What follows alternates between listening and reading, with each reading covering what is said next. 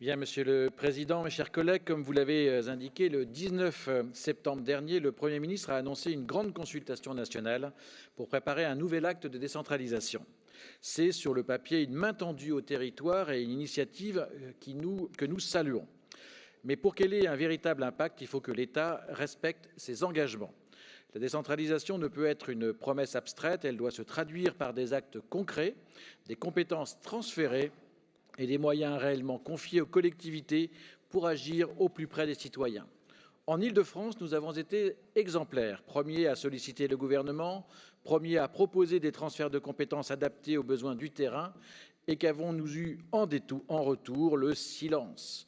L'État n'a pas tenu ses engagements, alors même que la confiance entre l'État et les collectivités territoriales, si essentielle au bon fonctionnement de notre République, s'est considérablement érodée ces dernières années.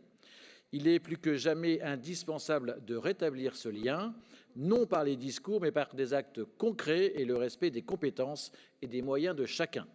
Pourtant, les Français savent où se trouvent les solutions, dans la proximité, dans l'échange direct avec leurs élus, les maires, les conseillers municipaux, départementaux et régionaux.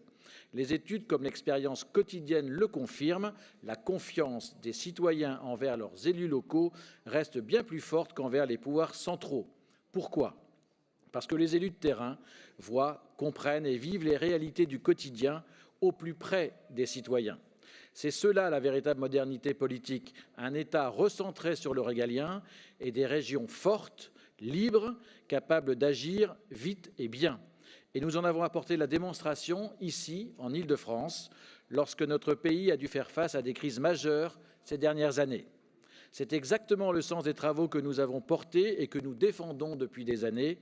La décentralisation, ce n'est pas un slogan, c'est le choix d'une France plus efficace, plus proche et plus démocratique, une France qui fait confiance à ses territoires et à celles et ceux qui les connaissent. C'est pourquoi, Monsieur le Président, nous apportons notre soutien résolu à cette motion. Elle traduit l'exigence légitime et profonde de nos concitoyens, voir leurs élus locaux pleinement respectés et leur territoire doté des moyens d'agir efficacement. Je vous remercie.